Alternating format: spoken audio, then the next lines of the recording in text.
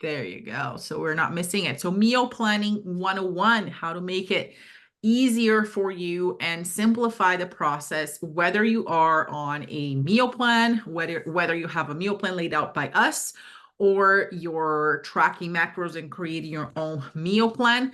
It is always important to think about preparation and organization. Regardless of the type of plan that you have, having that structure of planning, preparing, and organizing your week is mandatory for success. Nobody that achieves great results with their physique, that achieves a goal that they've never achieved before, nobody does that without organization and preparation. Okay. Especially when it comes to nutrition. The amount of time that I'm in conversations with people and they think that they're doing all the right things, and probably you were on that spot as well, and some of you might have been there as well, but you think that you're doing all the right things. I'm eating healthy most of the time, etc., but there's no structure whatsoever. It's random eating here and there. You're never quite sure what to eat. You think about what you're going to eat for dinner at 3 o'clock in the afternoon, and then when you get home, you're already tired, hungry. You probably open up a bottle of wine while you're cooking dinner and then grab some nuts. And there you go. Like, there's no planning whatsoever. And that is a problem when you have a goal in mind. When your goal is to lose fat, to build muscle, and even to have that peace of mind and have that nutrition under control.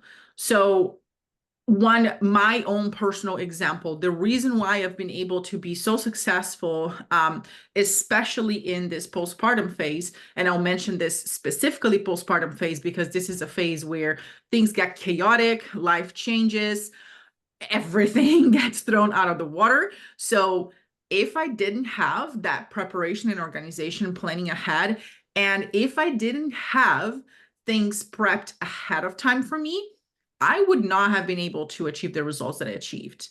I'm not thinking about food all day long. This is the least amount of time, a least amount of brain power that I spend on is food. And a lot of you are or were spending a lot of time and a lot of brain power just thinking about food all of the time, thinking about nutrition all of the time. What I'm gonna eat next, I don't know. I'm hungry. What should I eat? What should I order? Can I eat this? Can I eat that? It's a lot of brain power, and you're already spending a lot of energy and a lot of decision making power towards your career, towards your family, towards other responsibilities that you have. So obviously, you don't want to be consumed all day long about nutrition, about what to eat. And that's something that I don't do. I don't spend my energy thinking about what to eat because I have all things prepared. I make plans ahead. I don't think about when I'm going to work out because it's already scheduled. So those things are key if you want to be successful. And it really starts with finding a consistent eating schedule, for example. Okay. And that will vary from person to person, but many of you at least came to us skipping breakfast, eating your first meal middle of the day, and then having like a little snack mid-afternoon, and then maybe having dinner, and then just sporadic. But the body loves consistency. Not to say that you should be eating every 3 hours, not to say that you should be fasting. There's no specific thing or specific schedule that will work for everyone or that's optimal.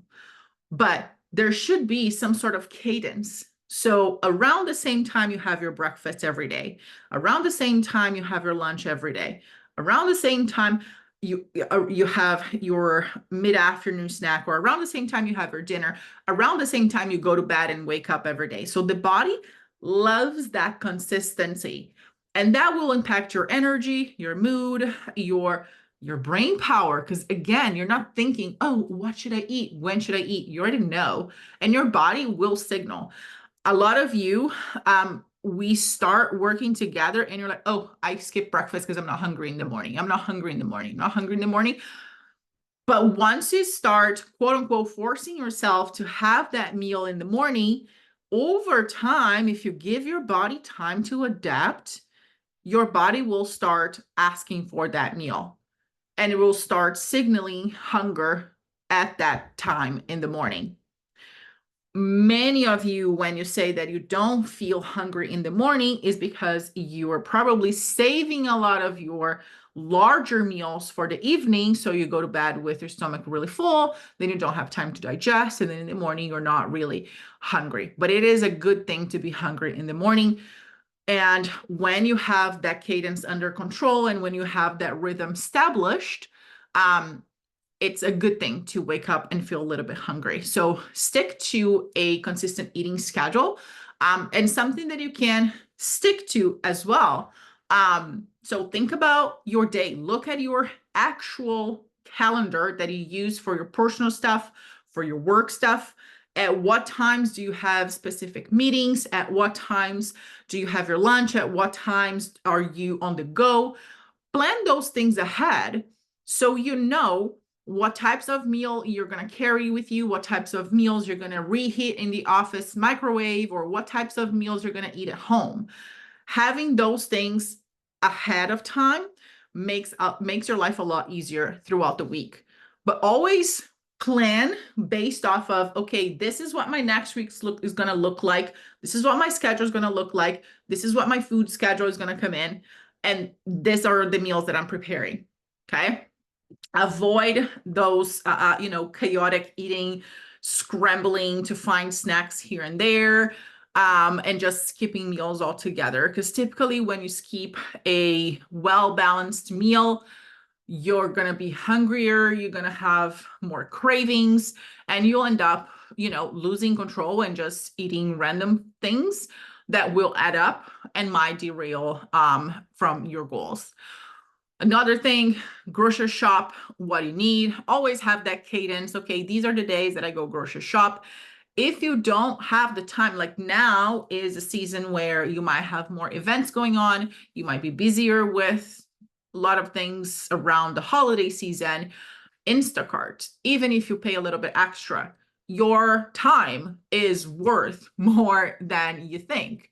So try to think of things that, yes, it might cost money, but it's saving you time. And time is something that you cannot get back. Money you can always get back. So if it buys you a little bit of time, why not? Right? So think outside the box a little bit. How can you make things more convenient for you? How can you make things work? And grocery shop is that start. So like, for example, here at home, we always do an inventory pretty much on a daily basis of the things that we're running out. We typically shop for the same things every week. We keep a running list on our phones under reminders on iPhone. So I shared that with my husband. So that way, when he sees something that we're running out, he puts on the list. Then when I see something that I'm running out, I put on the list. And then he's now responsible for grocery shopping. So he goes and do the shopping on the weekends for us. So have some sort of schedule in hand so you're not caught off guard midweek. Okay. Then obviously chop, prep, cook, store what you need to make sure you have it ready for the week. Okay. And I wasn't aware of how many people weren't aware that when you freeze food, you actually conserve the same taste and the same freshness of when you reheat it. It's gonna taste as fresh as you just cooked. So use that to your advantage, not only like buying frozen vegetables, frozen fruits, frozen potatoes, easy microwavable rice, like things like that. Not only that, but like prep a bunch of food ahead, like prep a bunch of chicken ahead, a bunch of ground beef, a bunch of all of the things that you can do make ahead of time. And yes, portion it out for the week, but you can freeze it. You can put it in the freezer. You can portion it out in the freezer, even like in Ziploc bags, for example, and then just defrost it and reheat it and eat throughout the week. That's super easy. It keeps the freshness and makes your life so much easier. Like we always do that. We cook a bunch of rice, a bunch of beans, a bunch of everything, ground beef, chicken, like always in a big batch. And we freeze, we put it in the freezer, put some in the freezer, in the fridge for us during the next few days, and then mostly in the freezer for, for later in the week for us. And it works really well. Another thing, not related to prepping, but since it is related to freezing food, something that we do with pizza. So anytime we order pizza, and this is something that we do probably weekly or bi-weekly, we really enjoy having like one date night a week. We don't eat like a whole entire pizza, just the two of us. So there's always leftovers. What we do with those leftovers, we freeze it. We put it in Ziploc bags, we put it in the freezer, and then on the following week or a week from 2 weeks from now, we'll put it in the oven, reheat it, and it tastes like fresh pizza. So just something to keep in mind there and thinking a little bit outside the box there. And third, if you really want to see change, you got to limit dining out. Okay. The less food you eat away from home, the better. If you do go to a restaurant, plan your choices ahead of time, which I know you're really good at, Elena, for example, but plan your choices ahead of time. Look at the menu beforehand. Always look for leaner protein sources, your veggies, simple meals that's easy for you to spot what's a protein, what's a carb, what's a fat, and be really mindful with your choices, right? So if you want to have the main dish plus appetizers, maybe skip the alcohol and skip the dessert.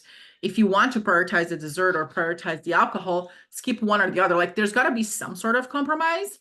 And also, this is something that our parents taught us, but we don't have to finish everything that's on the plate. We don't have to clean the plate. We can just eat half of the meal and listen to our satiety cues. So when we eat slowly, and it is typically easier to eat slowly if we are hanging out with other people, having a conversation, paying attention to the conversation. You eat really slowly, you chew your food. It's typically, even really good, really nice restaurants, the food will be a little bit heavier because it does have more oils or butter. Even if you ask without oils or without added butter, it might be a little bit heavier than home cooked meals. But anyways, if you eat it slowly and really mindfully, like taking a deep breath, taking a breather before each and every bite, you might find that the whole portion is way too much. So split it in half. Just eat half of it. You are not, and no, you're not throwing money in the garbage because you didn't finish your plate. If you're eating past satiety, if you are already satiated and okay, more food inside you is literally telling your brain that your body is just like a garbage can, right? It's just like a trash can. Because if you're leaving behind half of the plate because you're already satisfied, you're already full, like why does it make sense instead of throw it in the garbage, throw it in your body, right? So no, you're not going to be throwing money. You are enjoying the meal and you are not, it's not mandatory to finish the meal. So those are a few strategies to put in place when eating out. But when it comes to creating that meal planning and meal timing, schedule time to decide which meals you're having, like I said, based off of your schedule for the week. And maybe put a reminder on your phone to do that every week, maybe every Sunday, every Saturday. Create that habit and that routine to look ahead and plan your week in advance. And also, like even the check-in, our check-in process is an opportunity to look back and look ahead. You can do that with your own schedule, right? With your own calendar, with your own life. Look back the week prior. What things would you do differently for next week, right? And then next week, what events are coming up? What meals I'm going to have that are outside of home, what what events, what restaurants, everything that might be going on, or is it going to be a regular week? Can I bring my food for specific events and things like that? So getting to the habit of doing that every week, so you're ahead of the game. Okay. And you're making your life easier that way too, and more predictable. And then this is for if you are tracking your macros um, in the app, pre-log ahead of time. So you are literally writing your own meal plan in the app. That's going to be the easiest way for you to stay consistent with macros. Tracking as you go is not going to be effective. So adjust the amounts, pre-log the foods that you're going to be eating, pre-log the meals in the app, then grocery shop, cook, prep, chop, store, all those things. Getting to that rhythm of doing that every single week. And I know it can sound like a lot, but the more you do it, the easier it becomes. And you are truly saving yourself hours of guesswork and decision fatigue during the week. Because, like I said in the beginning, you are already making a lot of decisions throughout the week in other areas of your life. And if you can eliminate that decision, the decision-making process around food, it will make your life and your mental health a lot better. Okay. Then decide which meals you're having, which is already decided for you if you are following a meal plan that we've laid out for you. So that's easier. That decision doesn't have to be made, but still, if you have two types of meal plan, then you have to decide which one you're following, right? Which one you're following and which days. Then what time is your training? Because that definitely also impacts what meals you're having. So what time is your training? What time are you going for walks? If you're going out for walks, how many meals and snacks per day you're eating? Are all meals cooked at home or are you eating out? So those are the things that you have to decide ahead of time. And then if you are tracking your macros, not following our meal plan, then choose your staple food sources. Your protein, that can be whey protein powder, egg whites, white fish, chicken breast, extra lean red meat, extra lean turkey breast, pork tenderloin, zero fat Greek yogurt, zero fat cottage cheese, or a fattier protein source like whole eggs, salmon, red meat, cheese, chicken thighs, whole fat dairy. Choose your carbs: oatmeal, rice, potatoes, fruits, bread, pasta. Choose your fats: all kinds of nuts, nut berries, avocado, olive oil, and choose your veggies. You can eat the whole rainbow of veggies and swap out. Like, there's no better or worse. The more you can rotate through different vegetables throughout the week, especially cooked vegetables, leafy greens, and things like that, the more you can have those, the better. Okay, so that's basically the combination of foods of that we want to have in each meal, right? We want to have a protein, we want to have carbs, we want to have fats, we want to have veggies. And that will increase your satiety, reduce cravings, reduce hunger, and just be more conducive to being on a deficit if you are on a fat loss, okay?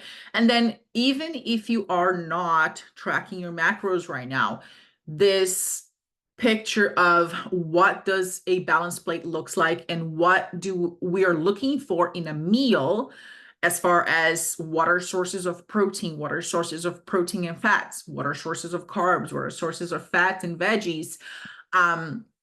Those things can help when, if you are on a meal plan and you are going to a restaurant or you're traveling or you're not going to be necessarily following your regular meal plan.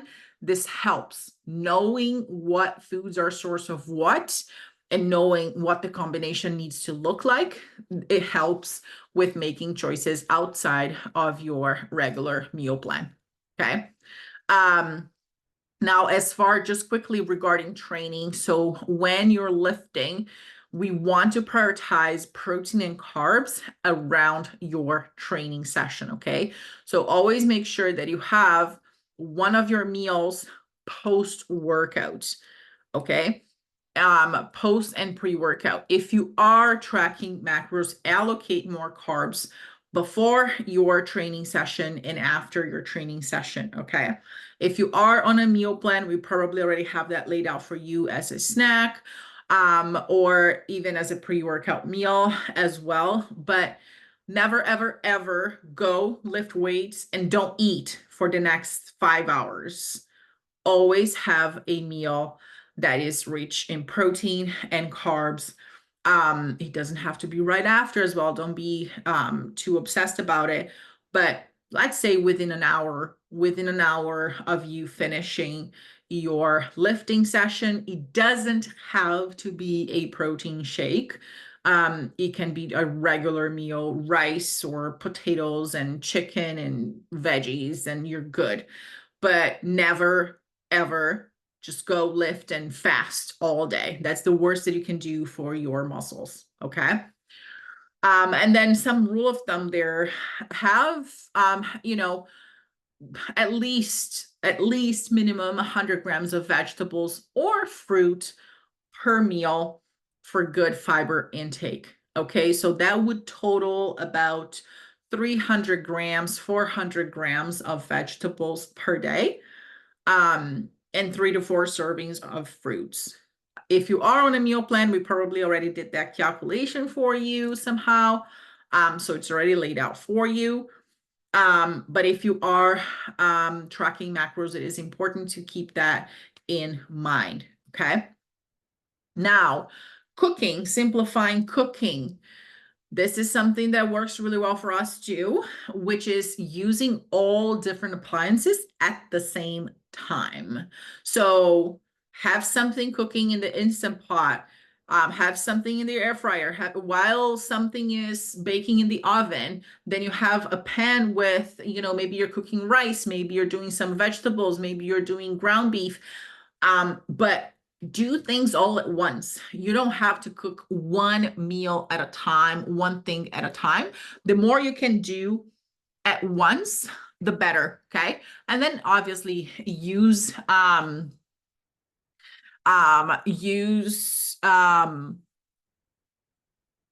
of the appliances, but also all of the seasonings, different seasonings to create different meals as well. Now, as far as, let me see, I think this is repeating. Oh yeah, and simplify recipes with 3 to 5 ingredients max. So if you are being adventurous and if you are cooking different types of meals for yourself, and if you are tracking macros and playing around in the kitchen, I would advise to keep things as simple as possible. Okay, especially for the day-to-day. If you like to cook and like to create different meals, just set that aside for weekends or special occasions and things like that. But for the day-to-day, for the, your weekly meals, keep it simple. So the less ingredients, the better. It's going to be easier for you to track. It's going to be easier for you to stay consistent on.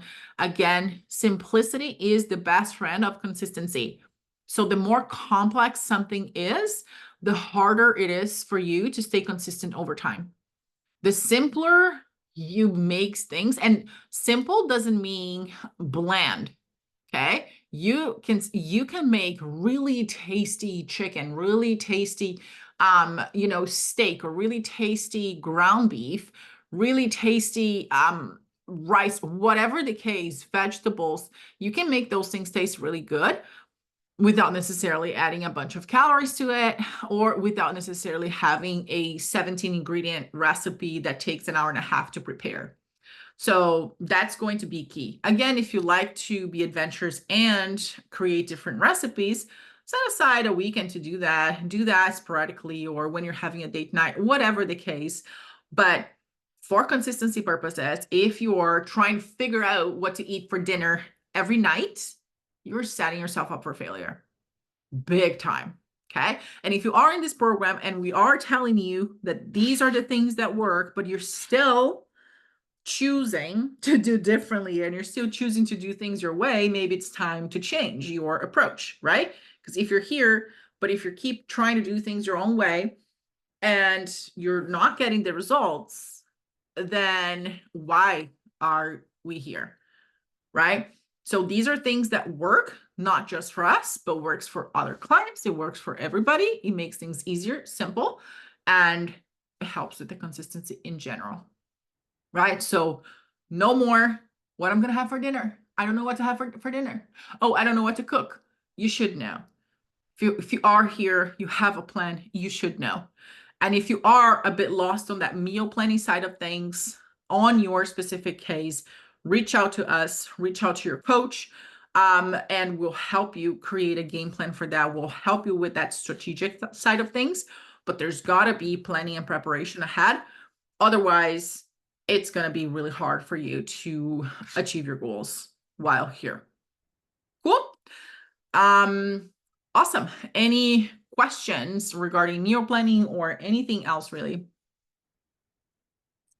No, that was great. I personally have anxiety about my trip to Montreal because I know I feel like it's going to be like foods that are kind of rich and delicious. And I know off the bat, like our hotel has the breakfast included that we'll take advantage of, which is like croissants and egg sandwich and maybe some yogurt and fruit, but I'm just concerned, like, and I don't know that I wanna just have like a grilled chicken and a salad or something while I'm there. I want, I want to experience everything. Okay, that's different.